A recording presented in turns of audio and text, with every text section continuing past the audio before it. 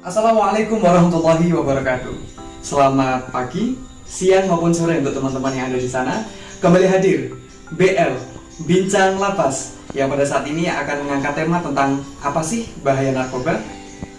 Dimana pada saat ini kita akan mengundang 3 narasumber. Yang pertama adalah pengguna narkoba, yang kedua adalah petugas lapas, dan yang ketiga adalah tokoh agama. Silahkan dengarkan dengan seksama. Narasumber kita dari Lapas kelas 2A Malang. Di sini saya bersama salah satu petugas penjaga tahanan di Lapas Perempuan kelas 2A Malang yang akan menjadi narasumber saya hari ini. Untuk lebih dekatnya, mari kita mulai. Selamat siang Bu, dengan Ibu siapa? Saya Diana Kawati. Kemudian berapa lama Ibu sudah mengabdi di Lapas Perempuan kelas 2A Malang Bu? Lebih 24 tahun saya berdinas di Lapas Perempuan kelas 2 Malang. Cukup lama ya Bu? Banget. Untuk Ibu, pendidikan terakhirnya? S1. Pendidikan S1, baik Bu. Seperti yang kita ketahui ya Bu, saat ini menurut BNN, saat ini 57% remaja Indonesia itu terjebak dalam penyalahgunaan narkoba. Menurut Komisioner Komisi Perlindungan Anak juga menjabarkan bahwa 82,4% anak terjerat kasus narkoba berstatus pemakai. Lalu yang ingin saya tanyakan, menurut Ibu, bagaimana pendapat Ibu mengenai banyaknya remaja dalam hal penyalahgunaan narkoba Bu? Dalam hal penyalahgunaan narkoba, mungkin dari segi apanya dulu nih? Dalam segi mungkin bisa terganggu lah ke sekolahnya atau kegiatan sosialnya terganggu. Bagaimana Bu menurut Ibu? Baik, mungkin untuk remaja-remaja yang banyak terjerat dengan kasus narkoba ini, dari pendidikan dari lingkungan masyarakat, terutama keluarga dulu ya sebenarnya.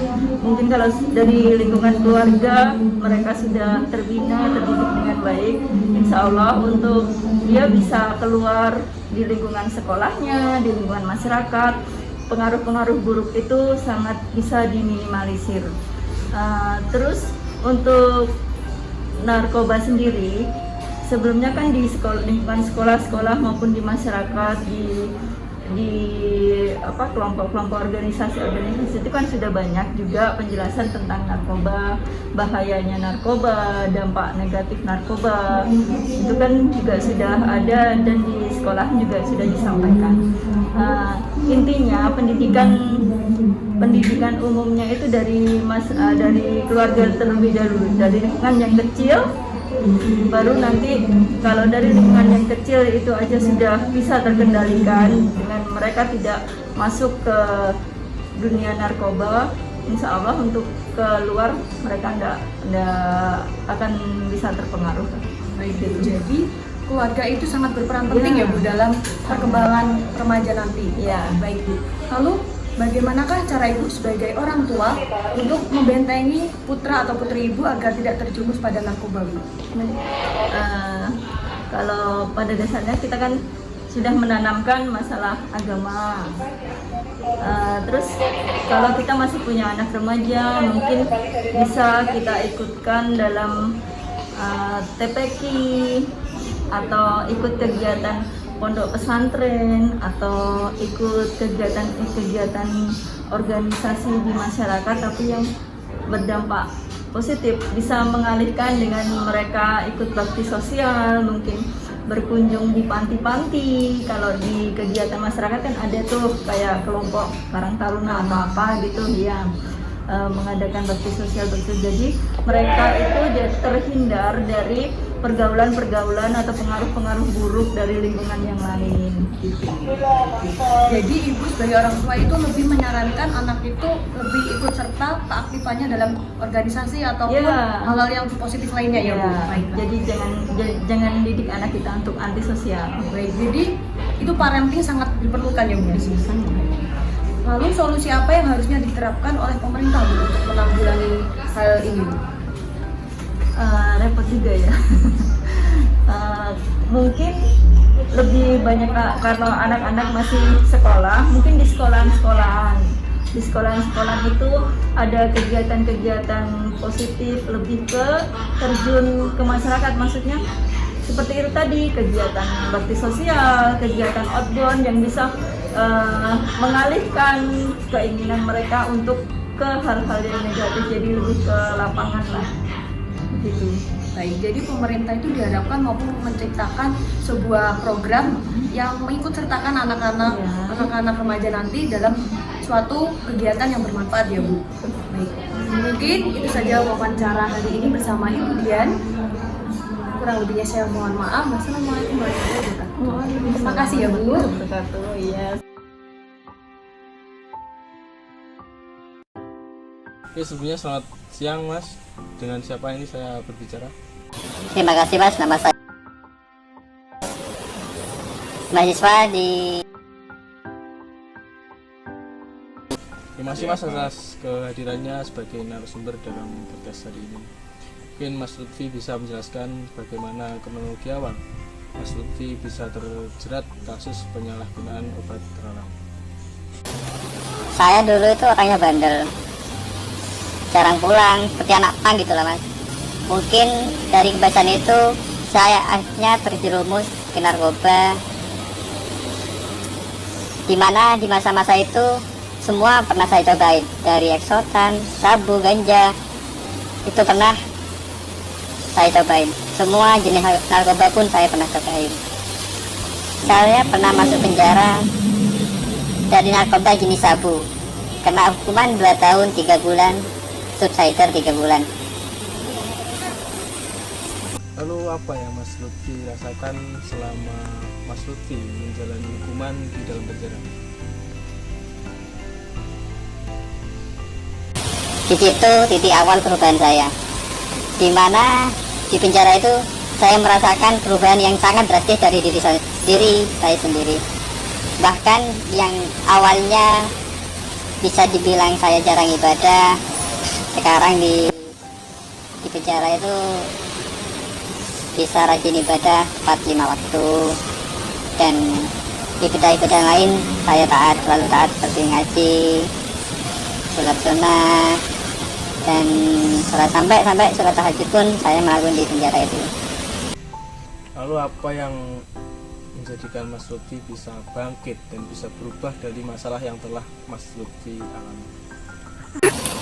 Mungkin itu, setelah saya keluar dari penjara dan dapat dukungan dari pacar saya sendiri, tempat-tempat dia tuh ngomong, udah lu ngapain pakai gituan, mending lu jadi orang benar-benar aja. Mungkin karena itu akhirnya saya pun berinisiatif untuk merubah diri saya sendiri. Bahkan saya rela menjadi seorang kurir yang sampai saat ini saya jalani. Kalau boleh tahu sebelumnya kurir apa Mas? Saya di JNE, kurir di JNE. Oh, sebagai pengantar paket. Sekalipun itu gajinya kecil, setidaknya lebih barokah daripada yang dulu gajinya besar, tapi ya bisa dibilang kurang barokah lah. Mungkin dari Mas Lutfi ada saran atau pesan buat teman-teman di luar sana terkait kasus yang menimpa Mas Lutfi. Terima kasih Mas.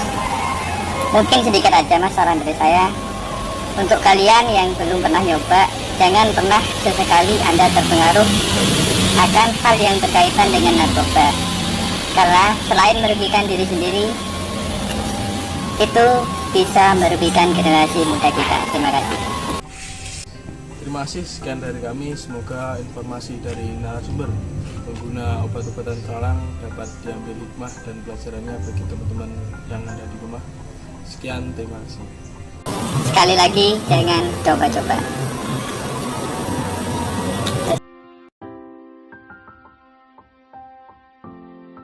Terima kasih. Hari ini saya bersama Mas Yafi selaku mahasiswa STKIP Al-Hikmah Surabaya.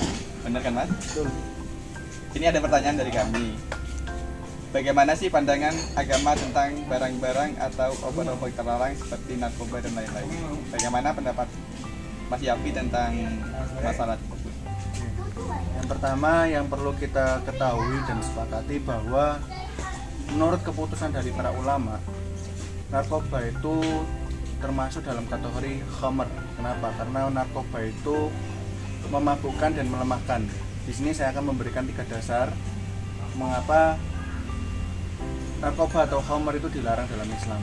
Yang pertama yaitu dari hadis yang dikatakan oleh Ummu Salamah yang diriwayatkan oleh Abu Daud, yaitu Rasulullah SAW melarang segala sesuatu yang memabukkan dan melemahkan.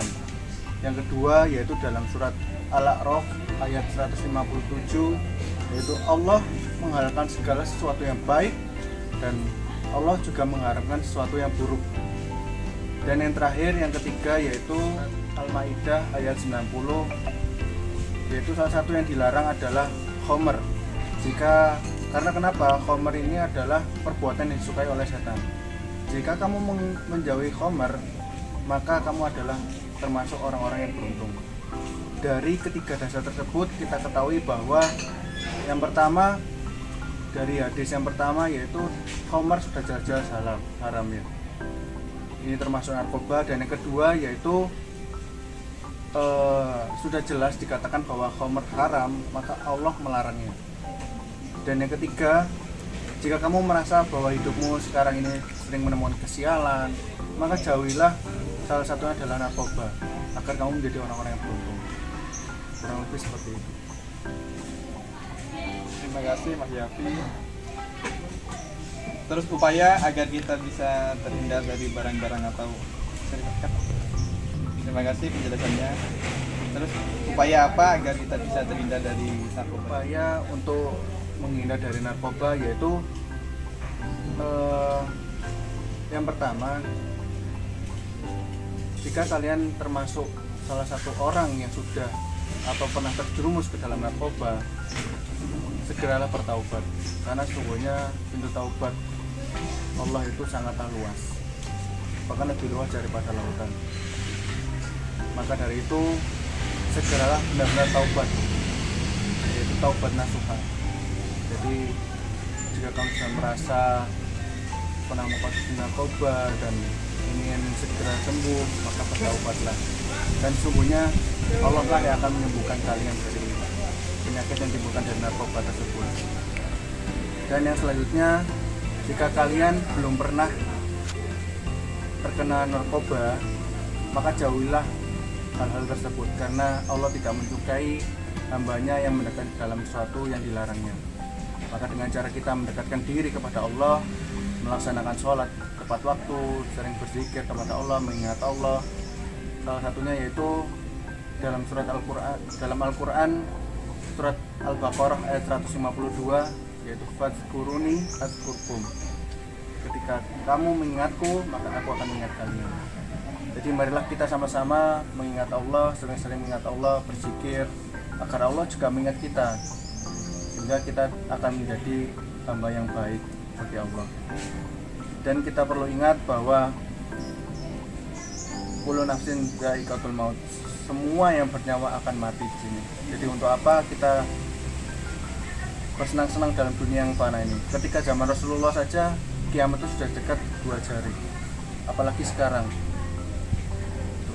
Jadi kita sudah benar-benar dekat dengan kiamat. Dan ada salah satu hadis dhaif yang mengatakan bahwa umur agama Islam tidak lebih dari 1500 tahun. Kita ambil hikmahnya saja, sekarang kurang berapa tahun. Maka dari itu marilah kita sama-sama bertaubat, mendekatkan diri kepada Allah. Semoga kita termasuk hamba-hamba yang dapat bertemu di surga kelak. Pak, penutup Pak. Penutupnya gimana Pak?